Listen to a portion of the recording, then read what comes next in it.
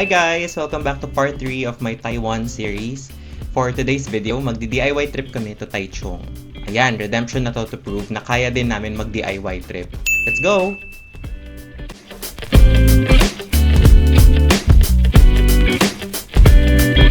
So habang nagki-claim kami ng ticket at naghihintay ng train, story time muna tayo. While we were shopping nung day 6, our friends told us they went to Taichung and really enjoyed it. And as occasionally impulsive people, bumili kami ng tickets on the spot via the HSR website. Ayun, that is how our day 7 became a Taichung DIY trip.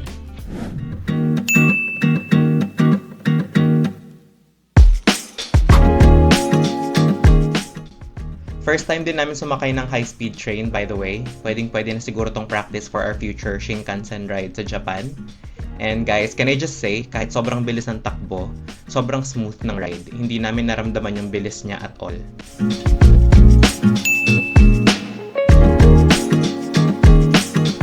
After less than an hour, we're now here at Taichung Station and it is huge. We decided to get coffee first before going to the bus terminal papuntang Rainbow Village.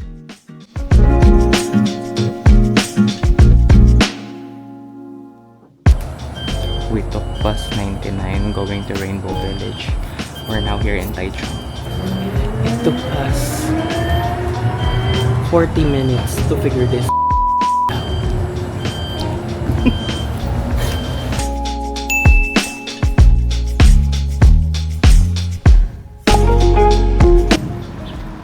We made it!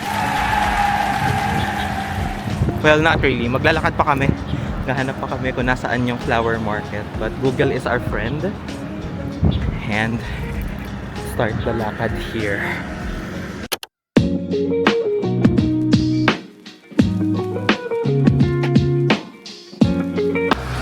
Hi guys! Quick check-in lang. Nandito kami ngayon sa Rainbow Village. Yan siya. May super galing na photographer by frame.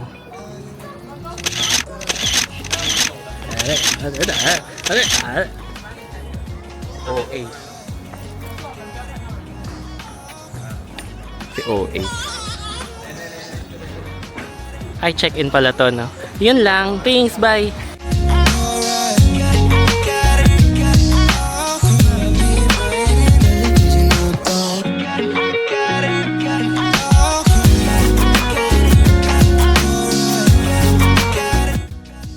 After that visual overload at Rainbow Village, we took another bus back to Taichung Station and our next stop, Chongsha Flower Market.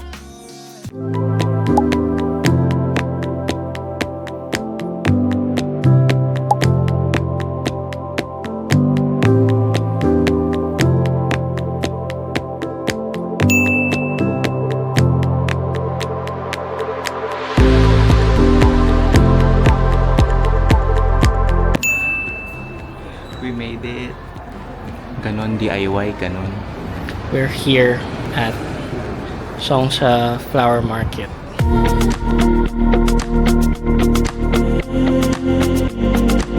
Okay, so we finally made it to Chongsha Flower Market. Wala siya initially sa plano namin, but now that we're here, best decision ever. Literal. Only picture-picture talaga dito. Lahat ng spots, Instagrammable. Pero real talk, ang init. So if you're planning to visit, bring an umbrella, magbaon ng tubig, and wear comfy shoes.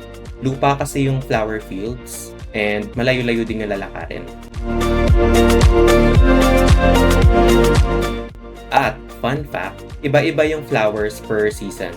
So kahit bumili ka after a few months, bagong view ulit. May mga stalls din for food and drinks, plus vending machines. Pero kami, nagdala na lang kami ng sarili naming snacks. Hindi rin naman kami nasita, so I don't think bawal. Okay lang siguro as long as hindi full rice meal yung dala mo. Baka magdala ka pa ng sisig, te. So, worth it ba? Absolutely. The place is clean, well-maintained, and perfect for anyone na mahilig sa photos and videos. That wraps up our time sa Chongsha Flower Market. Balik na kami ngayon sa Taichung Station. Pagdating namin sa station, naisip namin puntahan yung alleged shop that invented boba tea, kaso sarado pala. So we ended up eating nearby na lang before heading back to catch our HSR train to Ximending.